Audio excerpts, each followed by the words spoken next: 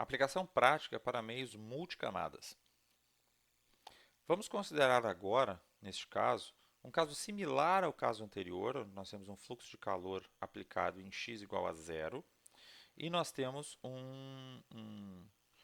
uma camada extra do lado da direita, ali, de L igual a 1 até um L asterisco, que seria a camada estrutural. Imagine os senhores que nós temos um material ablativo, na qual a gente vai avaliar o processo de fronteira móvel, né, o processo de regressão de fronteira. Entretanto, como foi mostrado no caso anterior, a temperatura do lado oposto, do lado que não é ablativo, do lado oposto do material, ela, quando inicia a ablação, ela começa a subir também. Agora, suponhamos que nós temos aqui uma camada estrutural, um alumínio, uma estrutura de um equipamento, e nós queremos que essa temperatura seja controlada, mas não na temperatura de interface, sim na temperatura interna a ela.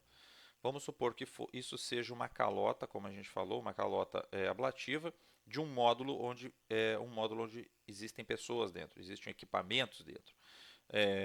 Nós temos ali internamente uma temperatura limite que esse material pode chegar, né, que o meio pode chegar. Então, usando dessa técnica, nós podemos adotar uma camada agora estrutural e uma camada ablativa, ou seja, a proteção de fato aplicada em cima da estrutura. A formulação matemática para isso, né, para esse problema, vai ser descrita da seguinte forma. Nós temos uma condução do calor para o material ablativo, que varia de 0 até L1.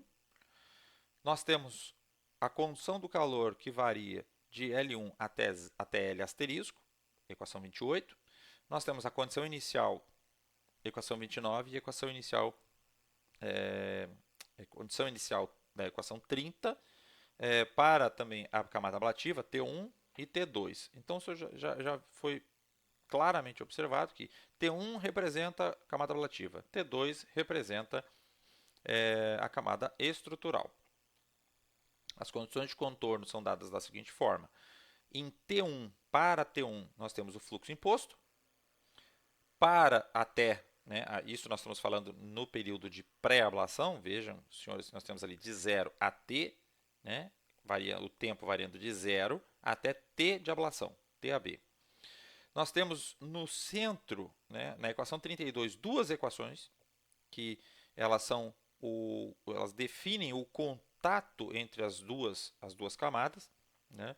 Neste caso aqui, nós temos uma condição de convecção, né? Temperatura entre um e outro, e mais uma temperatura, um fluxo, né? O equilíbrio entre os fluxos. E do outro lado, o isolamento de novo.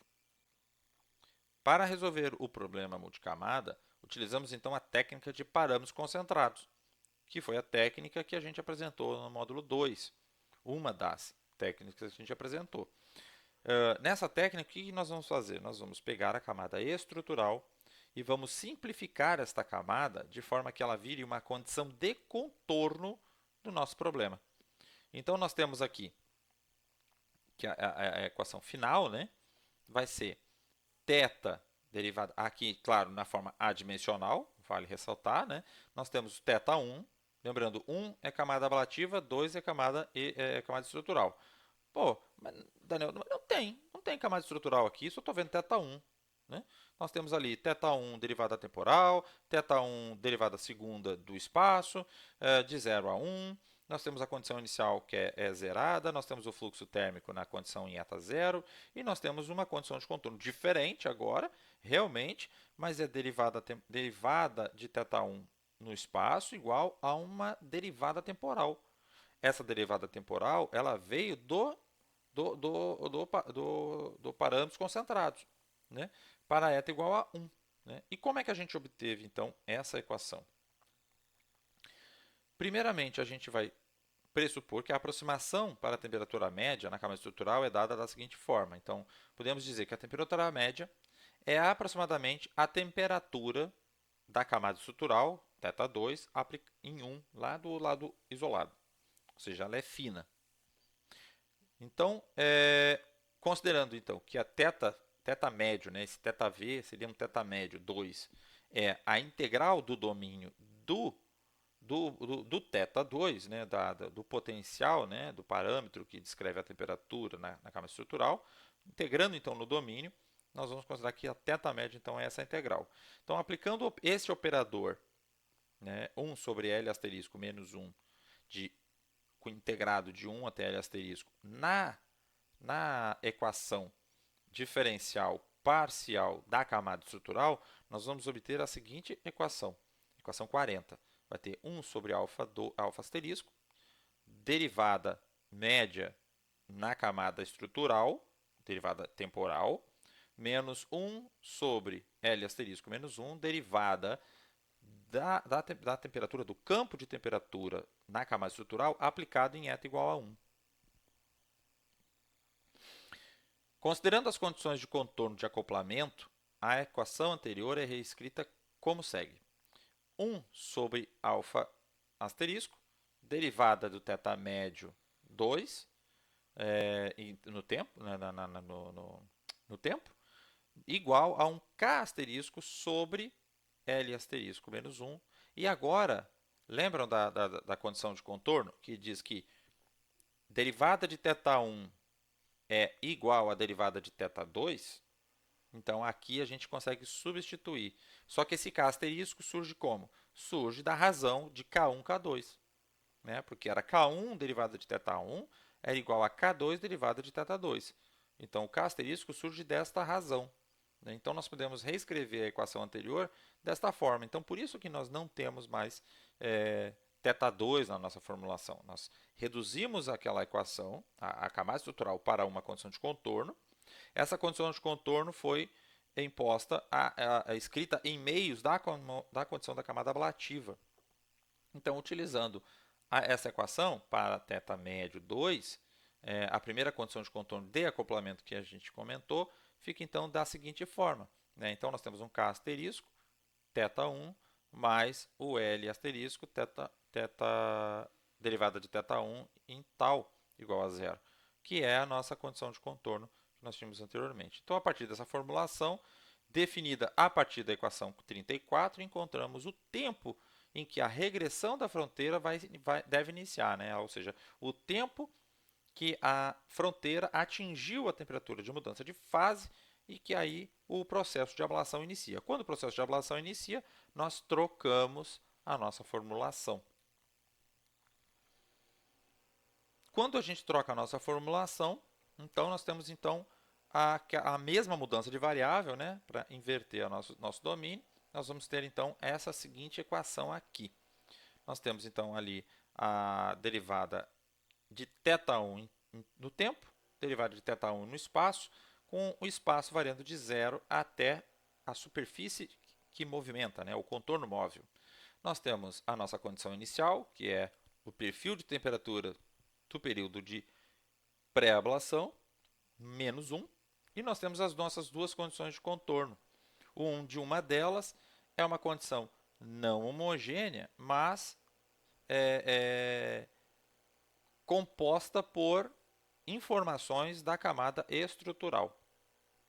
E θ1 em eta igual a B, né, é igual a zero.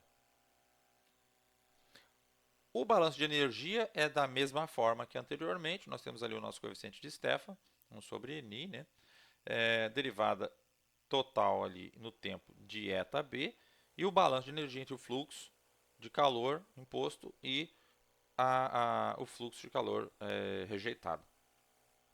Para aplicar a transformação integral na formulação adimensional, que a gente já descreveu, né, no slide anterior, e composto logicamente com essa equação de balanço, a gente segue o formalismo da técnica, onde a gente define o problema de autovalores, ou problema auxiliar, calcula as autofunções, calcula os autovalores, define-se a norma e escolhe-se então o par transformado inversa. Aplica-se o operador integral na equação diferencial original, né, a equação diferencial que a gente quer transformar, eliminar a nossa variável espacial. Usa-se os algebrismos da segunda regra de Green, da segunda fórmula de Green, da regra de Leibniz, enfim, usa todas as ferramentas que nós já apresentamos para obter então a solução, a EDO final, né, a solução que a gente quer realmente resolver. Então, após todos esses algebrismos que eu citei, a nossa EDO foi definida e nós temos então que a derivada total no tempo do potencial transformado mais o somatório de 1 a infinito de um termo, que é o a e j, mais os termos da diagonal, né, da mesma forma que foi para a camada simples, é igual, não agora igual a zero, como era na camada simples, mas igual a um termo que é composto pela derivada de π em eta zero e as propriedades térmicas da camada estrutural, né, que está ali um K asterisco, alfa asterisco. Né? Então, são propriedades térmicas que vieram lá da camada estrutural, ou seja, elas vão ser responsáveis por causar o efeito físico na fronteira oposta à fronteira de ablação.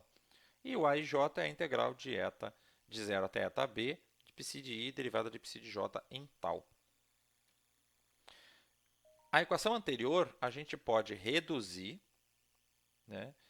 Ou melhor ainda, a gente pode sintetizar, rearranjar, né? De forma que a gente possa escrever a equação anterior, a equação 48, observem, senhores, nós temos aqui derivada do tempo, mais uma função, umas equações vezes o potencial, igual a uma outra equação.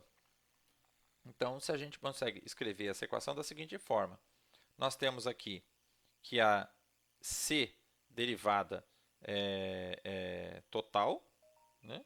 Derivada total é um vetor, a matriz B é outro vetor, né? E a matriz e θ é outro vetor, nós temos então C matriz, B matriz, derivada de θ vetor igual a zero. Bom, mas antes nós tínhamos alguma igualdade do outro lado, mas nós rearranjamos. Nós rearranjando esses termos, nós ficamos então com C definidos pelos aqueles termos que são função de beta, né? Função função das diagonais, das funções fora das diagonais, né? Dos termos fora das diagonais. Se a gente observar aqui na equação 48, nós temos ali a derivada total, de novo, de θj no final da equação 48. Né? Esse termo passa para o outro lado da igualdade e a gente consegue então juntar. Então, o θ é a derivada de θi barra com derivada de θj, então nós temos um valor unitário, né? Um valor unitário somado na diagonal mais um termo fora da diagonal, que é esse termo, essa matriz C. A matriz B é rearranjada também, e nós temos delta de Kronecker vezes autovalores do período de ablação, mais o A e J, que nós já tínhamos calculado anteriormente, mais o termo referente à autofunção aplicada em zero, derivada da autofunção aplicada em zero, compondo então aí a matriz B. Né? E a condição inicial é definida pela integral, né, aplicando o operador, né, integral de 0 a 1, não de 0 a b, porque ele é uma condição inicial apenas, né, então a gente pode considerar isso como sendo 1, da condição da distribuição térmica do período de pré-ablação, ou a equação que nós tínhamos definido logo no início do problema. Considerando uma formulação sem aplicação de nenhuma técnica de aceleração de convergência, e existem técnicas para isso, como até mesmo o próprio balanço integral, nós aplicando assim sem nada, nós simplesmente substituímos a inversa na nossa equação de balanço de energia e obtemos então a equação final que vai ser resolvida juntamente com o sistema de equação diferencial anterior. Então, para cada time step, nós vamos resolver a fronteira e nós vamos resolver o sistema de equação diferencial, ou seja, a fronteira movimenta, o sistema de equação diferencial vai sendo resolvido. Cada vez que a fronteira movimenta, o sistema de equação diferencial é resolvido para aquele trecho.